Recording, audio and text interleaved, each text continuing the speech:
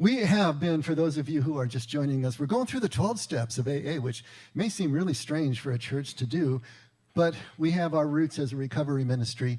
We believe that everyone is recovering from something to the extent that we still have unresolved stuff down in the unconscious, and that Jesus' way is the way through, always the way through to full recovery, all the ways, always the way through to reconnection and to unity.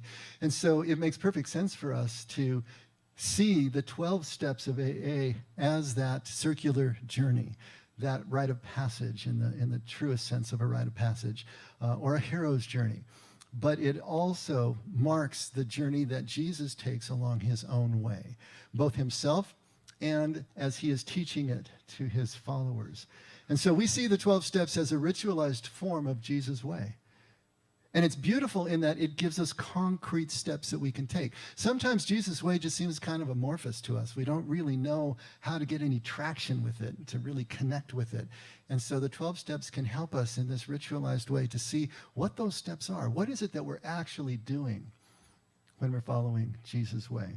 And if you go back to the 12 steps, we're at step 7 this morning. But the first 3 steps, if we really break them down, are about admitting that we're not in control. I mean, that's really what it comes down to when you admit your powerlessness. But even though we are not in control and we are powerless, that doesn't mean that we're choiceless. We still have ways that we can choose the power that's greater than ourselves. We can hitch our wagon to that power, and that is what can propel us. And it's so important to make that fundamental shift. If we don't make that shift, if we're trying to stay in control, if we're trying to do this under our own steam, none of the other steps are going to avail us anything. And so those first 3 steps create the foundation. They create the possibility of actual fundamental change. And then steps 4 through 7 that we've been in the midst of for the last 4 weeks are about the inner healing. How do we heal ourselves from the inside? This is the transition, the second part of the rite of passage. The first part being separation from the world as we used to see it, and now transitioning through first an inner healing in steps 4 through 7, and then an outer healing, healing of our relationships in steps 8 and 9. And then finally coming back into a reincorporation, the third phase of a true rite of passage, which we're really normalizing and integrating into daily life the steps that we have taken, the changes that have occurred, bringing them back in, making sure that they get tamped really deep down into our spirit. Otherwise, this becomes just a transitional blip, and we will pass through it. Today, as we talk about the 7th step, this is going to be the last of 4 steps that are this process of inner healing that we're talking about, kind of a house cleaning that we need to do. Because truly, if we don't get to a place of some kind of equilibrium, some kind of emotional regulation, the ability to be able to see life as life really is, ourselves as we are, how in the world can we build on that? How can we go any further in terms of our own spiritual formation, in terms of the spiritual awakening, in terms of Jesus' way? So doing this work is absolutely essential. And each of the 4 steps, when I first saw them, I said, why did you have to break these down so finely? Did we really need that level of granularity? I love that word, granularity. Did we really need that? All these 4 steps, and absolutely we did. The 4th step is about building our awareness, right? To make us fearless and searching moral inventory of ourselves. That is building the awareness of things that are not firing the way that they're supposed to fire.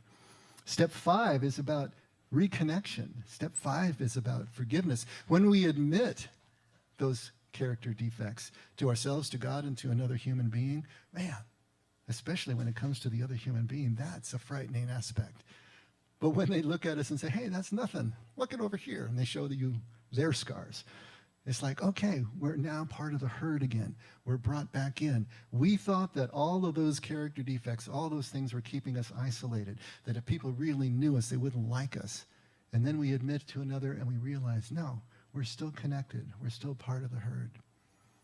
Step 6 is about becoming entirely ready to have God remove all those defects of character. But it's becoming really entirely ready to act or to begin this process of change. And we're doing it in partnership with God, is what we talked about last week. And we're going to talk a little bit more about that, because that can be a real sticking point, especially for Christians who are raised in the faith. But this idea of removing defects is going to be in partnership with God. There's still something for us to do, right? So these character defects, is important for us to remember, are not just the compulsive obsessive behavior, the wrongful behavior, the unlawful behavior, or the sinful behavior as we tend to think about it. The character defects are not those. The defects are actually much deeper. The defects are down in our unconscious. They drive that dysfunctional behavior. And that's when the distinction that we need to make. Often when we make a fourth step, we're just listing all the things that we did wrong, kind of like when we used to go into confession in Catholicism. You know, we just make a list of all the things we did wrong. But at that surface level, change doesn't really happen. We need to drill down deeper and get down to where that unconscious material really lies. Because all of our defects are fear-based. Fear is the main defect that we all have. Fear is common to all of us as human beings. And the primary fear, as we identify it, is fear of aloneness. We're all terrified of being alone.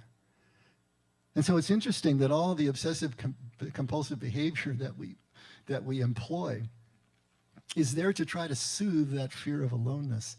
And ironically, all it does is create more aloneness, separation, and isolation. So it takes us in the exact wrong directions. But this fear that we have at the core of our being drives all the behavior that harms our relationships and isolates and disconnects us. Now, if we look at step 6 again, we're entirely ready to have God remove all these defects of character. The first thing that jumps out of us is that God is doing the removing, right? So if God is doing the removing and all we have to do is ask, which is what we're going to do in the 7th step, then that puts us in a very passive position. There's not really anything for us to do except to ask, right? Become entirely ready to ask. Of course, we talked about how do you know when you're entirely ready. But maybe we can think about it this way as we're running up to step 7. In step 6, what are we really becoming entirely ready to do? What we're really doing is becoming entirely ready to see life, see ourselves, see everything around us from God's point of view and no longer from our point of view. We're talking about a fundamental shift that needs to take place. And we have to become entirely ready to do that, because that worldview that we have built over a lifetime, the way that we see things within our own egoic consciousness, is not going to die easy. It dies really hard. It will fight for survival. It is everything that we know. It's the ground that we walk on. It's the air that we breathe. It's just the way things are. We don't even see it as a point of view. We see it as reality itself. It is so difficult to break through that. And Jesus says that few people do. That's what he means by the gate is narrow and the way is constricted that leads to life, and few go by that way. He's not talking about heaven and hell there. He's talking about this right here. Are we going to be able to break through all of that stuff that is blocking who we really are, connected with God in this moment? And so to become entirely ready to see life from God's point of view. And how does God see everything? As one, in unity, absolutely connected. Our point of view, when we look out, the unity is invisible. The unity is unseen. God is unseen. God's Spirit is unseen. That glue that connects everything in reality, we don't see it. What we do see is a separation. What we do see is individual form and function. What we do see is our need to compete with each other in this sort of zero-sum game for everything that we're going to get out of life. That's what the fear is built on. Fear of aloneness. So if we have any of these defects still hanging around in our person, then the fear is still residing in us. And make no mistake, the fear is ruling us. We would like to say that our conscious thoughts are what drive the bus. but it's the unconscious that drives the bus. The unconscious tells the conscious how to think, how to see things. That is where we need to go, and you can't get there directly because it's unconscious, right? That's why there is this circuitous route that we need to take in order to be able to make these really deep and fundamental changes. And so if we still have defects hanging around, then the fear is still residing in us. It is still ruling us, whether we're aware of it or not. And most of the time, we're not. When it's unconscious, we don't even know. That's why Jesus said from the cross, "Forgive them, Father. They don't know what they're doing." In their minds, they were justified. In their minds, they were righteous. Don't know what they're doing because we're not aware of these unconscious drives and behaviors. We can't see these underlying fears that are driving us in ourselves, let alone in other people, right? And this drives so much of the difficulties that we're having with each other. I wanted to read you a little piece here and see if this brings the point home. And this comes from Judy Reamer Ministries initially, but she's also going to quote from Brennan Manning, one of my heroes. She writes this: "There are many reasons I love snow, even snowstorms. One of them is the sparkling white stuff covers the litter on the sod it settles upon. Snow hides trash. That is, beer cans, cigarette butts. I often see these and worse on my condo parking lot. Sadly, Atlanta rarely sees snow, so the trash is exposed no matter the season. A friend once expressed that if we could know everyone's personal hurts, fears, challenges, we'd all be much nicer to each other. People act the way they do for a reason. If the snow melted, we could discover what lies beneath the facade, what lies under the very veneer of someone's personhood, the losses, the setbacks, the vicious battle trenches of sicknesses, crippling memories, addictions, and disappointments. We are not privy to what lies beneath the lovely blanket of snow in probably well over 90% of the people we encounter. In Abba's Child, Brendan Manning described how understanding leads to compassion. He wrote, author Stephen Covey recalled an incident while riding the New York City subway one Sunday morning. The few passengers aboard were reading the newspaper or dozing. Covey was engrossed in reading when a man accompanied by several small children boarded at the next stop. In less than a minute, bedlam erupted. The kids ran up and down the aisle, shouting, screaming, wrestling with one another on the floor. Their father made no attempt to intervene. The elderly passengers shifted nervously. Stress became distress. Covey waited patiently.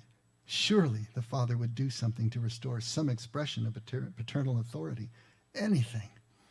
Nothing was forthcoming. Frustration mounted, and after an unduly generous pause, Covey turned to the father and said kindly, "Sir, perhaps you could restore order here by telling your children to come back and sit down." He said, "I know I should do something, but we just came from the hospital. Their mother died an hour ago. I just don't know what to do." If we could know everyone's personal hurts, fears, challenges, and crippling memories, we'd all be much nicer to each other. With people you encounter, what might the disguise of snow be hiding? You know, this just really hit me because you just don't know what people are going through. But also, there was a movie, I remember, it was a movie, that, and it starts out, where they kind of lay it on really thick, and this couple was so in love and all this great stuff, right? Well, they're driving someplace, and they're in a car accident. He survives, and ultimately she doesn't, after being rushed to the hospital. And then in the next scene, you see him, the camera inside the house. He walks in the door with blood all over his shirt, and just shuts the door, and just kind of collapses in front of the door. You don't think about the fact that when a tragedy like this strikes, when a loss like this strikes, you just go home with blood on your shirt. And you have to find a way to carry on. You have to find a way to fill the holes to accommodate the loss. And there's no more police there. There's no more EMT. There's no more flashing lights. It's just you with a bloody shirt. Here's a father with small children going back home again on the subway. He has to try to figure out a way to do this. He doesn't know what to do. See, if we could understand the fear that drives us and drives the behavior that can be so dysfunctional at times, then we would be seeing ourselves and each other from God's point of view. Because, of course, God understands perfectly what makes us tick, understands perfectly what makes us do the things that we do. Even when we don't exactly know the precise trauma, the precise losses, just knowing that they exist, that there is a reason somewhere for this to be going on, creates enough understanding, creates enough connection, patience, compassion, for us to start to enter into God's point of view, to see things from God's point of view, to see each other. And that's the process. That's the process that we're talking about. To first uncover our fears, to realize that we have them, that we all have them. Whether we do that through therapy, whether we do that through contemplative practice, whether we do it through spiritual formation, it doesn't matter. It doesn't matter what horse you ride in on. Just get to the barn, right? We've got to understand how we are made, what makes us do the things that we do. Then we can start to see from God's point of view, and everything begins to change from that point on. When Jesus talks about loving the enemy, this is what he's talking about. See the people, anyone with a defect, right? Which is every one of us. Can you see that person with the defect? Can you see that person with the kids running up and down the subway? Can you see them from God's point of view? Can you find that connection point? Can you find the compassion because they are suffering from something the way that you are suffering from something? Can you begin to see them from God's point of view? Can you see yourself from God's point of view? Right? When Jesus talks about not judging, this is, again, that is such a huge statement when he says don't judge. And we've talked about it in so many different dimensions. But here, don't judge. What are we talking about? Well, give everyone the benefit of acknowledging the fear, the loss, whatever is driving them unconsciously. And suspend your judgment in favor of all that you know about them or even don't know about them that is lying beneath the snow. Can we just do that? Can we start from that place? And of course, there's times that we're going to have to oppose someone. We're going to have to prosecute people. We're going to have to incarcerate them for the things that they do because they're so heinous, and we just can't let that go on. You can't let the abuse go on. Some of you are mandatory reporters in here. You can't just let it go on. You're going to have to do something. You have to come up against it. But if at the same time we are seeing from God's point of view that they don't know what they're doing, if we can see from God's point of view the losses that they have suffered that cause this kind of activity to take place, then forgiveness can set in the sense of freeing ourselves from the victimhood. Compassion can set right back in again. And we can move through what we have to oppose. And we can forgive. This is what we're talking about here.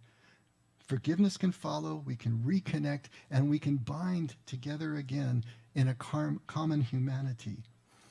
It becomes a macro-micro thing. Yes, in the macro we have to have justice. In the macro we have to have crime and punishment. We have to take care of the group.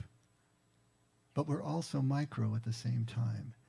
And can we move into mercy and compassion? Can we balance those two in our experience? Can we balance those two in our hearts?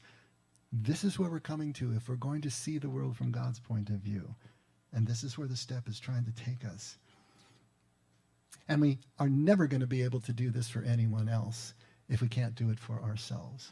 We have to be able to do it for ourselves. First, we have to be aware of our own fears.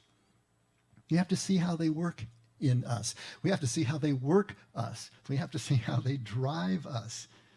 Once we understand at least and can work enough of this process of, as Jesus would say, removing the log from your own eye before you try to help somebody else. This is what the 4th and 5th steps are all about. This is what 6 and 7 is driving us toward. Once we're aware, right? Once we're accepting of who we are and how we are, once we become secure in our own imperfection, oh, there's a phrase for you. Becoming secure in your own perfection. There is security in our imperfection. We spend our whole lives trying to pretend we're perfect. We spend our whole lives trying to project some sort of perfection to each other. To be secure in your own imperfection, to become aware and accepting that it is there, is everything in terms of the freedom that Jesus is talking about. When you know the truth and it makes you free, that's security in your imperfection. Your freedom doesn't make you perfect suddenly. You're still imperfect. And until we can do that, until we can be secure in our own imperfection, we will not be entirely ready to be able to see the world from God's point of view. That's what we're trying to do in these steps. Become aware, and then accept, and then move forward. And then we become entirely ready to begin to accept that we don't have to live in fear. We don't have to continue to harbor that fear that drives our defects, that drives our dysfunctional behavior. But we won't know we're entirely ready until we risk doing something, until we risk the opposite action that is required. We have to come up against what we would normally be triggered to do. Stop, take that breath. That's what awareness allows us to do. And then choose something different. If you were on that subway with those kids running up and down and wrestling and screaming and just blowing your world apart, and the father just sitting there, what would you do? What would you do? Even thinking about what we just talked about, was there any other way that that could have been handled? Now, the text said that Stephen Covey did it very kindly. Sir, have you ever thought about beating the heck out of your kids? No. Is there another way that we could have handled it? You know, if you were sitting there and you actually looked at that father and spent any time considering him, wouldn't there be some kind of signs? His wife died an hour ago. Is he sitting there kind of catatonic, staring ahead? Is there some sign? Could it be, sir, is there something wrong? Sir, are you okay? Maybe starting there, then getting the story, then seeing what next occurs to you to do. Is there any way you could help him to corral the kids? But you start from the point of connection, not from the point of correction. And everything changes. But first, we have to have some awareness. There's got to be something wrong here. Maybe he is just a bad parent. I don't know. But we'll find that out if we just ask the question. Awareness, opposite action. Now, you might be asking, why do we have to act at all? Isn't God supposed to do this? Isn't this God's job to remove my character defects? That's what the step says. Well, Jesus is always talking in terms of paradoxical language. We've talked about this over and over again.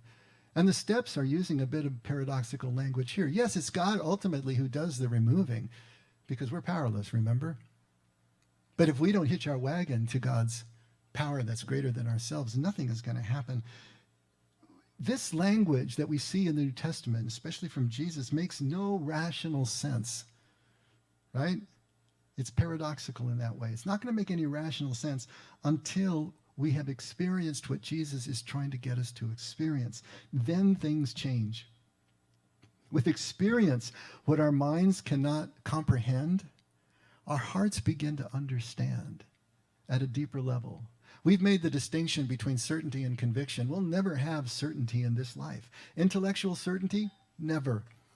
You want to prove God's existence beyond a shadow of a rational doubt? Not going to happen. No matter how many times you've seen it attempted, you can't prove rationally that God exists who stands outside of rationality. But you can become convinced through your own experience. Experience allows the heart to understand, to become convinced. And conviction is as good as certainty. once we've had the experience. That's what we're after here. This is what Jesus is trying to get us. So when we look at the seventh step, humbly ask God to remove our shortcomings. Now, when we read that, we're going to get the wrong impression, of course, because it's not going to make sense to us until we experience becoming entirely ready in the previous step, in step 6.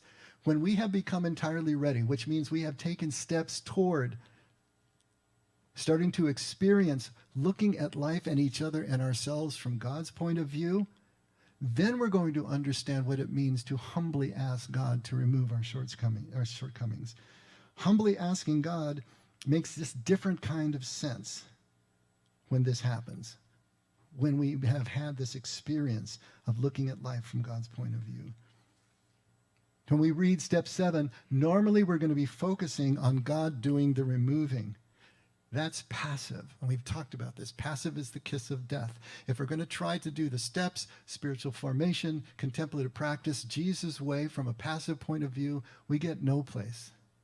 It is not passive. If we're going to try to let God do all the work, not going to happen. The focus here on this step is on the humbly asking part, really, because that's active. That's partnering with God. So how are we going to humbly ask in this partnering sort of way?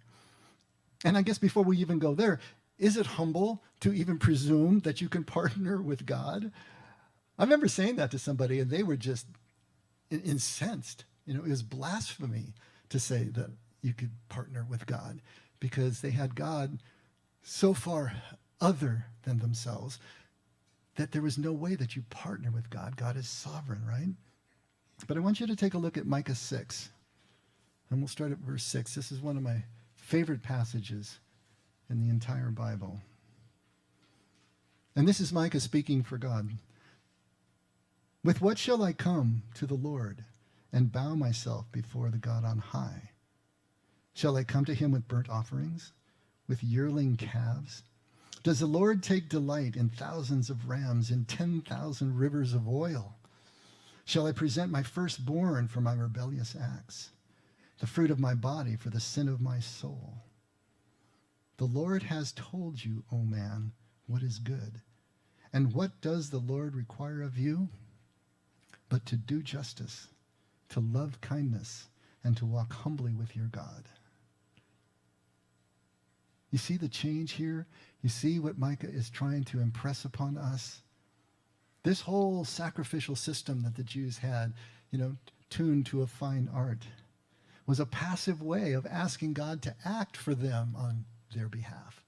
But it was passive. Yes, you brought something of value and you released it, you sacrificed it, but it was still passive on your part. But what is God asking? What does God require? Do justice, love kindness, walk humbly. I mean, that alone is opposite for most of us, isn't it? To walk humbly. Opposite action. There's something that we must do. We act with God. We humbly partner with God. And I suppose we need to ask, well then, what is this humility? If we don't understand humility, we're going to be lost. Have you ever been with someone who couldn't accept a compliment? Kind of annoying, isn't it? I want to read a little bit of this. Accepting compliments and how this relates to humility. You say to somebody, I love your shirt. This old thing? I got it on the clearance rack. Oh, really? I only wore this because I had nothing else to wear. How does that make you feel? That's a great hairstyle on you. I hate my hair. I wish I had long hair like yours. Looks like I cut it wearing a bowl. You look great. I need to lose 10 pounds. Wow, you look really pretty today. You must be blind. Good job. Well, I could have done better. I'm not really smart. I just got lucky.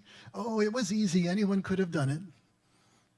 Melvin Richards writes, in the popular conception, humility consists in having a low opinion of yourself. Is that what you think of humility? In the popular conception, humility is having a low opinion of yourself, or possibly in underestimating yourself. Humble people are expected to be modest and self-deprecating. They're supposed to say, "It was nothing, really," when we all think it was marvelous. Henry Nouwen wrote about a low point in his life. "I am tempted to wallow in my own lostness and lose touch with my original goodness, my God-given humanity, my basic blessedness, and thus allow the powers of death to take charge. This happens over and over again whenever I say to myself, I am no good, I am useless, I am worthless, I am unlovable, I am a nobody. These are always countless events and situations that I can single out to convince myself and others that my life is just not worth living, that I'm only a burden, a problem, a source of conflict, or an exploiter of other people's time and energy." It's not humility. That's humiliation. Reducing to a lower position, both ourselves and the giver. Someone's trying to give you something, and you're slapping them in the face with it. When we accept compliments, we are actually behaving with more humility. Because if we disregard what other people say, then we are basically denying the possibility that they can see something in us that we can't see ourselves, denying that they have the ability to perceive clearly. The subtext is, I know better than you. Kind of reverse pride there, right? Just say thank you. How hard is that? By accepting the gift, you honor the giver. Now, on the other hand, so you give someone a compliment, and what do? "Oh, it wasn't me. It was the Lord." How many of you heard that one? All glory goes to God. Now, you may really believe that's what humility requires as a Christian. Many of us do. But how does that make the giver feel? Exactly the same, right? You have lowered their standing. You have humiliated them. Just shut up and say thank you. That's enough. That will do everything. Now, in Christian circles, this may be kind of a false humility. It's really an attempt to aggrandize yourself, raising your position in other people's eyes, making yourself appear greater, holy, pious, and all glory is going to go to God. But it still humiliates the giver. It makes them feel lower. Some of us don't even believe in humility as a virtue. We see it more as a weakness. Really believe that we can do all this ourselves. We don't need any of this humility stuff. Aristotle, right, great philosopher, regarded humility as a vice rather than a virtue. He saw humility as small-spiritedness. As far as he was concerned, humble people lacked ambition and don't dare to dream of going for the gold. These people hold back from fine actions and practices and equally from external goods, because they think they are unworthy of them. Now, with all due respect to Aristotle, I would humbly disagree. In the scheme of things, that probably doesn't matter much to Aristotle. But somewhere between humiliation and aggrandizement, there is this position of simply seeing ourselves and reality as they truly are. That's what humility is. It's just seeing yourself as you are, to have the awareness to see yourself, see your strong points, see your weaknesses, see those character defects, see your relationship to other people, see your relationship to God and nature, see all those as they are, and then act accordingly. That is the only position from which we can act in such a way that we will always be blessing everyone who is affected by our choices. The only way that we can leave people better than we found them is from a place of humility, just seeing what is actually there. We have to see the man on the subway and act accordingly before we can address what the children are doing. Realistic expectations, if you want to look at it that way. See things as they are. See things as the truth, as we are, which is what? Dependent and vulnerable and imperfect. Yet, at the same time, accepted, forgiven, and loved perfectly. We get both sides as human beings. Humility is accepting everything that comes to us as a gift. And this last little thought here. Have you ever noticed a very young child when he or she gets a compliment? They not only say thank you, but then they launch in to everything else that they can do. Ever notice that? It's great. This is what kids do. Why does Jesus keep holding up a child as the emblem of kingdom and how we have to return if we are going to be able to be face to face with his Father? Look at the kids. But is it even humble then to believe that we can partner with God? That's taking it another step, right? Let's take a look at John 5, starting at verse 19. Let's see what Jesus has to say. What would Jesus say, right? So Jesus made an answer and said, "Truly I say to you, the Son is not able to do anything himself." Wow. Referring to himself in the third person, he's the Son. The Son is not able to do anything himself. He is able only to do what he sees the Father doing. Whatever the Father does, the Son does. In it, the same way. Skipping to verse 30. Of myself, still Jesus speaking, I am unable to do anything. As the voice comes to me, so I give a decision. As the voice comes to me, so I give a decision. And my decision is right because I have no desire to do what is pleasing to myself, only what is pleasing to him who sent me. And I know you're following probably in the NASB and it's not matching up. That was in the BBE, the Bible in Basic English. I like that translation better. Notice what Jesus is doing here. He is saying that I am partnering with God. In fact, I take God's lead. I only do what I see the Father doing. I don't even make a decision for myself until there's some kind of flow through me that gives me the impetus to make such a decision. Now you're thinking, okay, but this is Jesus. Of course he's partnering with God, right? Isn't that sort of the gig, Trinity and all of that? We can't do what Jesus does. He's Jesus. We're not. Take a look at John 14, starting at verse 10. Do you not believe that I am in the Father and the Father is in me? The words that I say to you, I do not speak on my own authority, but the Father who dwells in me does his works. Believe me that I am in the Father and the Father is in me, or else believe on account of the works themselves. Truly, truly, I say to you, whoever believes in me will also do the works that I do, and greater works than these will he do, because I'm going to the Father. Jesus is showing us what we powerless humans can do in partnership with God. What we can do when we hitch our wagon to the power that is greater than ourselves. But we still have something to do in order to live in the freedom of this fearless love. So, how do we go about humbly asking what seventh step is trying to get us to do? Let's look at the word humbly first.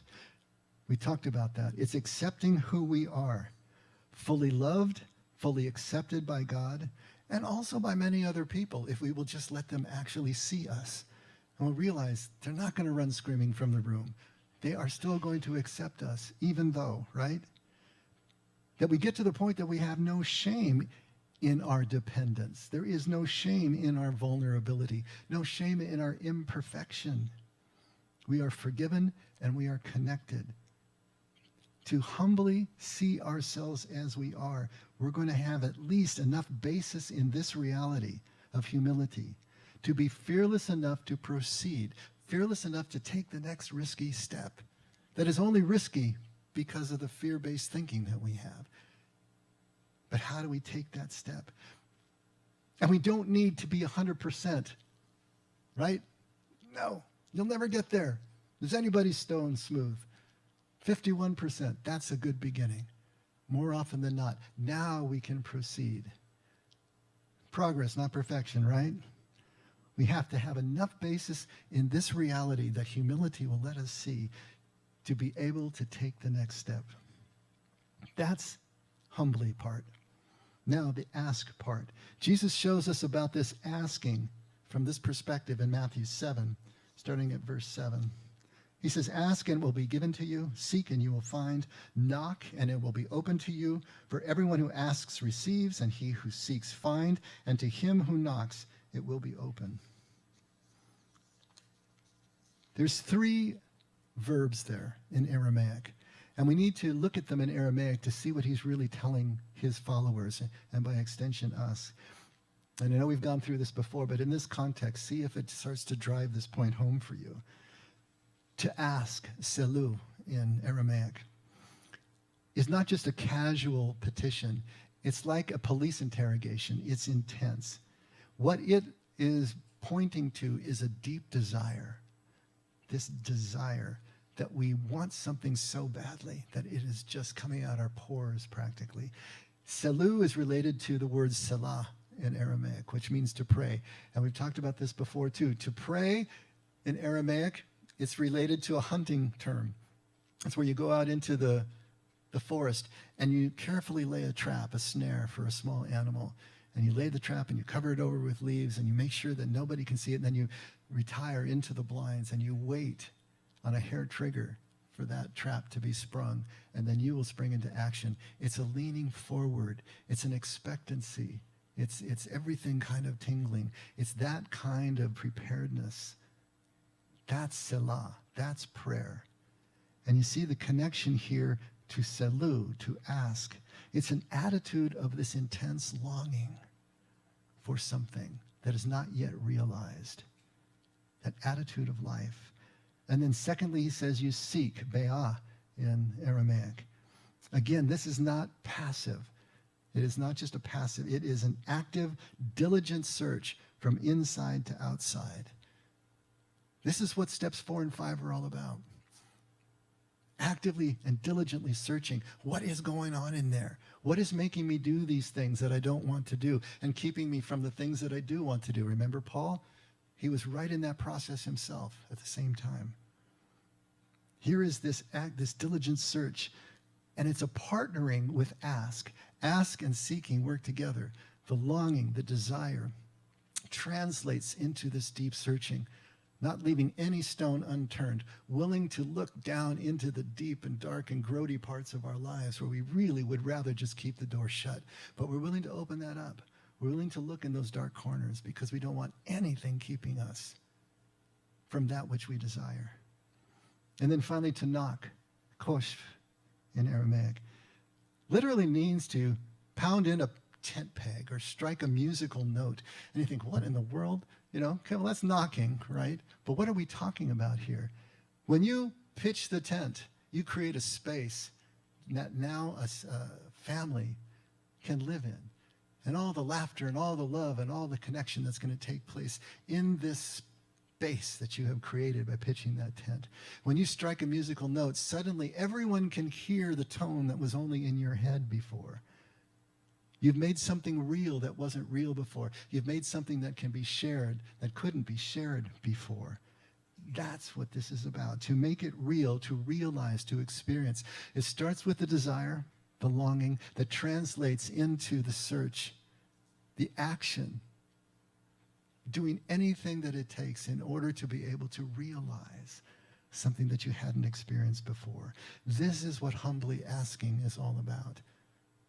To see a real relationship with ourselves and others, and then to have the desire to go through the process. When we put it all together, to be accepting, it's interesting, when I first wrote this note, to accept the true nature of ourself. But you know what? The true nature of ourself is that child. The true nature of ourself is connected, guileless. But our current human nature is the one that's made of fear. We need to first accept that we have that human nature. We have that fear nature. That's where the humility comes in. That's the humble part. To recognize and accept that we have that fear nature. And then deeply desiring God's nature to transplant our nature, which of course is a nature of love, not fear. To act on that desire is the movement from the fear base to the love base.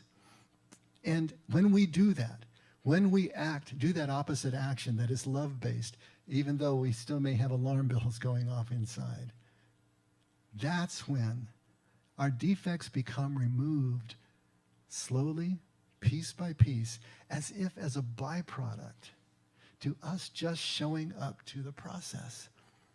We aren't actively doing the removing. We are showing up to the process. As Meister Eckhart said, the spiritual life is much more about subtraction than addition. We're not gaining something here. We're not making something happen. We're just continuing to strip away everything that blocks us and revealing what is already there. It's such a different process. It feels so different than any other way you make things happen in your life. That's why the language is so paradoxical. Acting on that desire. And remember, these defects are not the behavior itself. Otherwise, we could just will ourselves to stop the behavior, at least for a while, right? They drive the behavior. They are our deepest view of life and relationship, that fear and aloneness versus the love and connection that we're trying to move toward. So in Aramaic, in Jesus' language, when he was speaking to his friends, to ask and to pray are much the same. They share the same root. They share the same attitude, an attitude of desire, a desire toward God, toward the unity and love that God represents. So, how should we ask and pray humbly? Jesus tells us even in the Lord's Prayer. Think about it. We here, we humans, living between heaven and earth, between the experience of absolute unity and the everyday experience of individual form and function, what does Jesus say? Your kingdom come, your will be done, as in heaven, so on earth. Translation directly from the Aramaic. What is he really saying just in that simple line? Recognizing our human state of fear and our nature of separation. Sin, literally, sin is separation. Becoming entirely ready to accept God's state and God's nature, which is, of course, love and unity. And then to move forward, to act as if our nature already is the same as God's nature. Do you get that? That's faith. Acting as if our nature is already the same, because that's the only way. As we do that, the two become one. Only in the doing do the two become one. It's as if the road materializes under our feet as we take the step. We can't see it until we take the step. There is no materializing until we do. As in heaven, so on earth. We don't push the river. We become part of the river's flow. And everything comes as a byproduct. This is asking in action. Not in passivity, asking in action. And as Micah would say, it's simply humbly walking with your God. This is where Jesus is trying to take us. This is where steps 4 through 7 are trying to take us as well. Let's pray. Father, once again, these things are so difficult, and you know that. Thank you for breaking them down so discreetly. Thank you for giving us absolute, concrete steps that we can take. And thank you for showing us that you are there with us every single step of the way. We're grateful for all of this, Lord. We are scared, and it is very difficult for us to take these first steps. Help us to get enough glimpses of who you are and what our relationship really is with you, so that more and more that fear subsides enough for us to take the first and the next and the one after that, so that we can know we can survive this, that you are always going to be here through this, so that we can remove everything we desire. We long to remove everything that stands between us and you and everyone we meet. Thank you for your love and your example, Lord. Never let us forget. We can only love because you loved us first. In Jesus' name, amen. Let's all stand.